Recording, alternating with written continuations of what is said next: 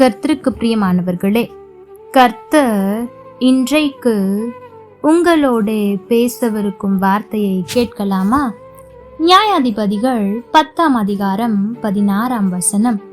அந்நிய தேவர்களை தங்கள் நடுவிலிருந்து விலக்கிவிட்டு கர்த்தருக்கு ஆராதனை செய்தார்கள்.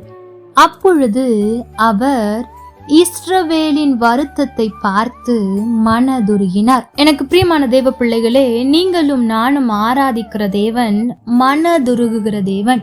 நம்முடைய வருத்தத்தை பார்த்து, நம்முடைய கஷ்டத்தை பார்த்து, கண்ணீரை பார்த்து களி கூறுகிற தேவனை அல்ல, கண்ணீர் வடிக்கிற தெய்வத்தை தான் நாம் ஆராதித்து கொண்டிருக்கிறோம்.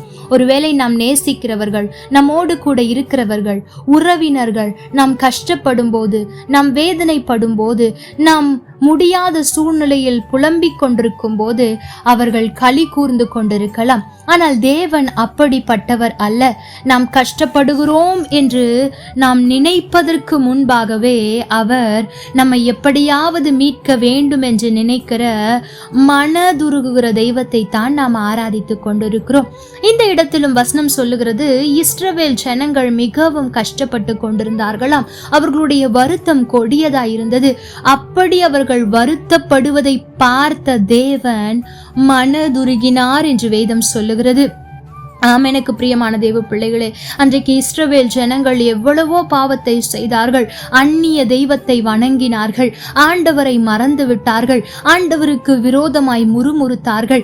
ஆண்டவர் பாலும் தேனும் ஓடுகிற கானான் தேசத்தை தருவேன் என்று சொல்லி அழகாய் நடத்தி கொண்டு வந்தார். 10 வாதைகளை அவர்களுக்கு முன்பாக காண்பித்தார். ஆனாலும் கூட அவர்கள் ஆண்டவர் செய்தவைகளை நம்பாமல் வனாந்திரத்தில் அப்பமும் இறைச்சியும் கொடுத்து நடத்தினார். அதை அவர்கள் எண்ணாமல் ஆண்டவரை விட்டு பின்வாங்கி போனார்கள். ஆனாலும் கூட தேவன் அவர்களை விட்டு விடவில்லை. எப்படியோ போகட்டும் என்று விடவில்லை. மாறாக அவர்கள் வருத்தப்படுகிறார்கள் என்று தெரிந்தவுடன் மனதுருகினாராம். எனக்கு பிரியமான தேவ பிள்ளைகளே, அன்றைக்கு அவ்வளவு காரியங்களை செய்த இஸ்ரவேல் ஜனங்களுக்கே ஆண்டவர் மனமிறங்குவார் என்று சொன்னால், அவருடைய பிள்ளையாகிய உங்களுக்கு மனமிறங்க மாட்டாரா? தன்னுடைய சுய ரத்தத்தை கொடுத்து உங்களை மீட்டிருக்கிறாரே, உங்களுடைய துக்கத்தை பார்த்து அவர் அமைதலாயிருப்பாரா? இல்லவே இல்லை. உங்களுடைய துக்கங்களை அவர் மாற்றுவார். உங்களுடைய வேதனையை அவர் மாற்றுவார். உங்களுடைய இருதயம், கஷ்டம், வேதனை மற்றவர்களுக்கு புரியாமல் இருக்கலாம். மற்றவர்கள் இன்னும் உங்களுடைய காயத்தை ரணமாக்கலாம். ஆனால் ஆண்டவர் அப்படி அல்ல. நீங்கள் கஷ்டப்படுகிறதை பார்த்து சந்தோஷப்படுகிறவர் அல்ல, அவர் மனதுருகுகிறவர்.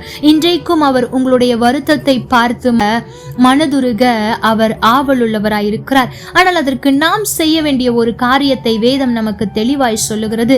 அந்நிய தேவர்களை நம்முடைய நடுவிலிருந்து விலக்கிவிட வேண்டுமா? 2வது, ஆண்டவருக்கு ஆராதனை செய்ய வேண்டும். இந்த 2 காரியங்களை நாம் திருத்திக் கொள்ளும் போது ஆண்டவர் நம்மேல் மனதுருகிறவராயிருக்கிறார். எனக்கு பிரியமான தேவ பிள்ளைகளே, நம் மத்தியில் இருக்கிற ஆண்டவருக்கு பிரியமில்லாத காரியங்கள் எதுவாய் இருக்கிறதோ அதை எல்லாம் தூக்கி எறியுங்கள். 2வது, ஆண்டவருக்கு ஆராதனை செய்யுங்கள். இன்றைக்கு மனிதர்களை புகழ்ந்து ஆராதிக்கிற உலகத்தில் நாம் வாழ்ந்து கொண்டிருக்கிறோம். காரியம் ஆக வேண்டும் என்பதற்காக அவர்களை என்னென்னவோ சொல்லி புகழ்கிறார்கள். ஆனால் நீங்களும் நானும் அப்படி இருக்கக்கூடாது. நாம் ஆண்டவர் ஒருவருக்கே ஆராதனை செய்ய வேண்டும். ஏனென்றால் அவர் ஒருவரே ஆராதனைக்கு தகுதியானவர். அவர் ஒருவரே என்றைக்கும் மாறாதவர். அவர் ஒருவரே வல்லமை உள்ளவர். ஒருவேளை இதுவரை மனுஷர்களை பிரியப்படுத்த, அவர்களை புகழ்ந்து ஏதாவது வார்த்தைகளை பேசிக் கொண்டிருப்பது உங்களுடைய பழக்கமாய் இருக்குமானால் இன்றைக்கு நிறுத்தி விடுங்கள். உங்களுடைய வாயிலிருந்து ஆண்டவருக்கு மாத்திரம் ஆராதனை வரட்டும்.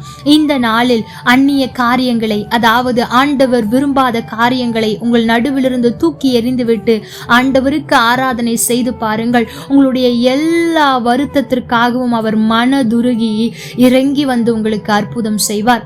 கர்த்தர் தாமே உங்களோடு கூட இருந்து உங்களை ஆசீர்வதிப்பாராக. ஆமேன்.